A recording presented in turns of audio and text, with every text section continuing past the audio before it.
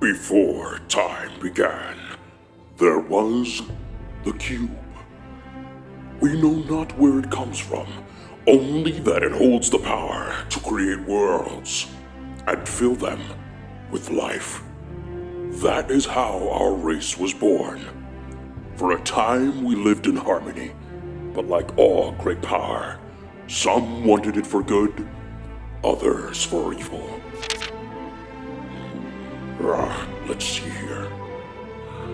Some important shit happened, and I don't know. Anyway, it ended up on Earth. It is by far the most important and only Cybertronian artifact on this world. Right?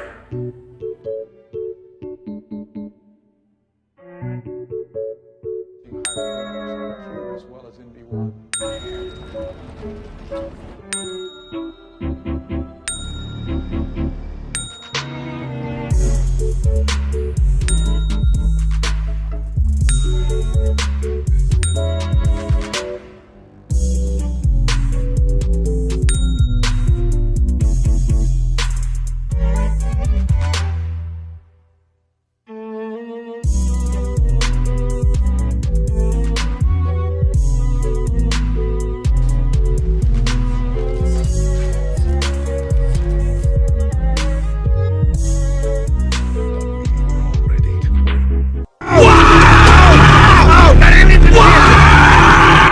Transformers is a series of shows, games, and toys that dated all the way back into the fucking damn it. That dates all the way back to 1984 with the beloved Generation 1, or G1 for the purists. Despite there being minor differences from show to show, the plot was consistent. Except for Beast Wars, that shit got crazy. Tigatron, maximize!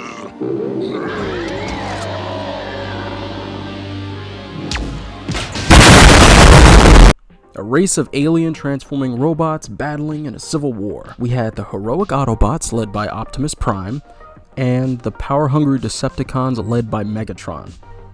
This was everywhere in the 80s, right alongside G.I. Joe dominating the space under Christmas trees for years.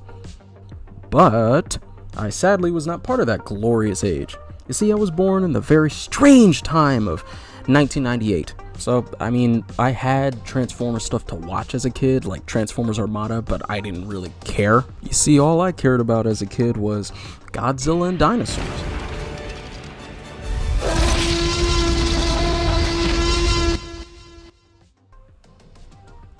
It was the year 2007, leading up to the premiere of the live-action adaptation. I wasn't really into the movie itself, mind you. I was hyped because of the commercials, toys, Lunchables, kids' meals, toys, and games that were flooding everything during the build-up to the movie.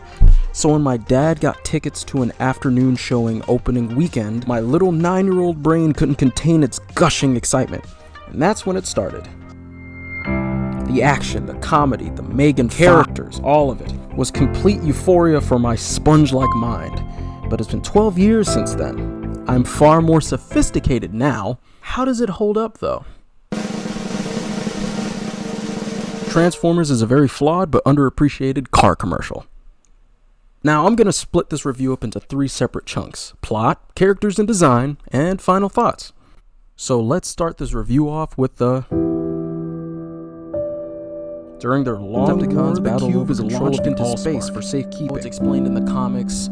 Yes, honestly, I don't consider those comics to be canon in the Michael Bay universe because there's so many inconsistencies in there, despite them being cool. Just kind of Decepticons, Megatron subsequently discovered in the 19th century by experimentally activates Megatron's navigation system. Somehow. Engraving the over time, the glasses end up. So let's start this review just with the first car. Another Decepticons on their home planet of Cybertron, the Autobot.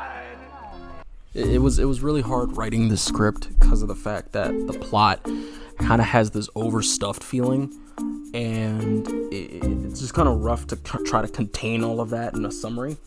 It admittedly feels like it's more complicated than it actually is. I think it has to do with the fact that the main plot is filled with a bunch of really needless stuff, but none of it actually hurts the overall experience too much. You see, the movie's main problem comes from Now, before I get into the Transformers themselves, I have to talk about the designs. They're unique. The designs, in my opinion, aren't terrible. Sure, they're overly complicated and weird looking compared to the original designs, but I think they're pretty cool, in this movie more specifically. They all have a unique silhouette, but I think the Decepticons needed a tad more color. They're just kind of all gray and black, and because of that, everything just kind of becomes a jumbled mess. But anyway, let's start with the Autobots. The team consists of Optimus Prime, Bumblebee, Ratchet, Ironhide, and Jazz. Optimus is a lot like the older G1 version, except he's way more violent.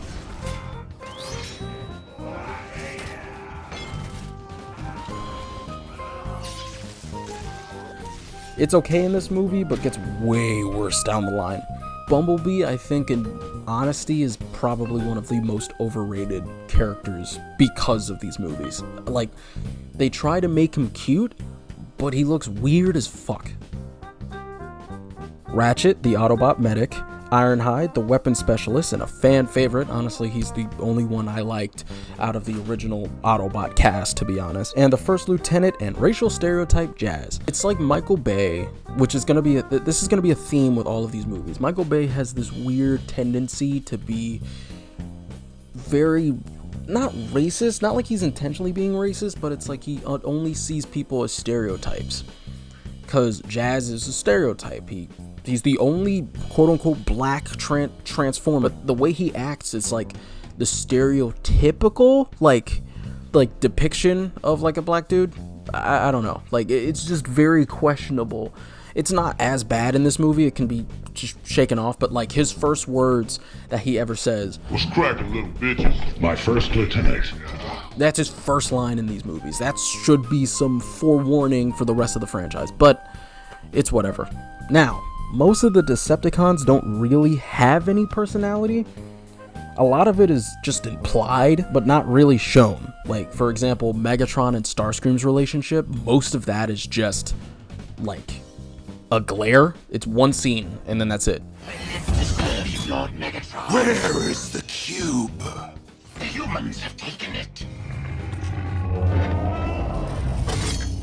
You fail me yet again, Starscream. Get them! The team of cons consists of Megatron, Starscream, Blackout, which is my personal favorite, Bone Crusher, Brawl, and Barricade. The Decepticons are pretty one note, but they serve their purpose. This is honestly the coolest that they're gonna get through this franchise, so honestly, I'll take these Decepticons over Transformers 5 Decepticons. Anyway, now the problems start to really come out when you get to the humans. Sam Witwicky, played by Shia LaBeouf, is a very loud and sweaty teenager. Now, I get it, but it just seems like he's on something the entire time. Like, it just seems like he's sniffed something or shot something up, because he seems very energized about everything. That's fine, it's whatever. It's not too annoying, but it gets kind of like, you kind of wonder if he's okay. Just seems like he's always on edge. He just seems weird. Michaela Baines is his love interest. She's played by Megan Fox, and she is a piece of cardboard. She is so boring and is such a cliche personality-wise. Despite her being a mechanic, she's very overly sexualized. It becomes uncomfortable a little bit, how much. Like, I get it. Yes, she's attractive, but it's a little weird narratively when you realize in the story she's like 16, 17 years old. FBI, open up!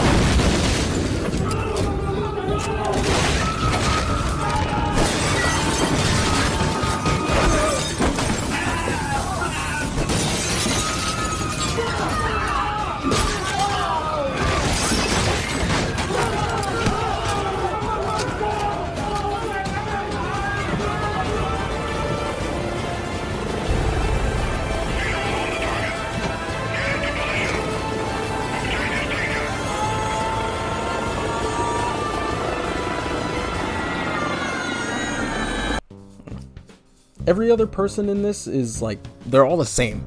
They're all extremes of one character trait to an annoying degree. Like, for example, his parents, they're more drugged up than Sam is in the movie. And then also the Sector 7 team, like, there's an intimidation factor for a whopping, like, 6 seconds before you start to realize they're kind of just there for comedy, especially the main two that we see, which is the janitor from Sweet Life of Zack and Cody, and I forget his name. You just kind of forget that they're supposed to be the bad guys, because they kind of lose all intimidation. Again, it's not too bad in this film. It's just very dated.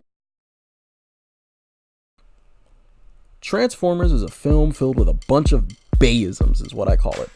And sure as hell, it hasn't aged well. But, on its own, it's pretty okay. From the way it's shot and how the VFX still hold up, shows that Michael Bay did put effort into this installment, I think. I give this movie a 7 out of 10. Honestly, a movie this solid can't get any worse. Right?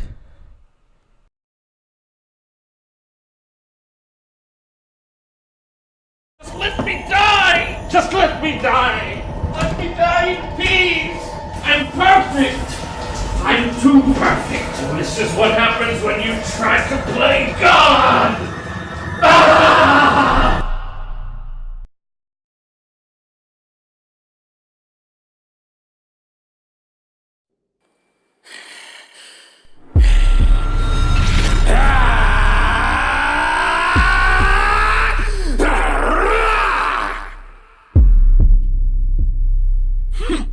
We are Gogeta.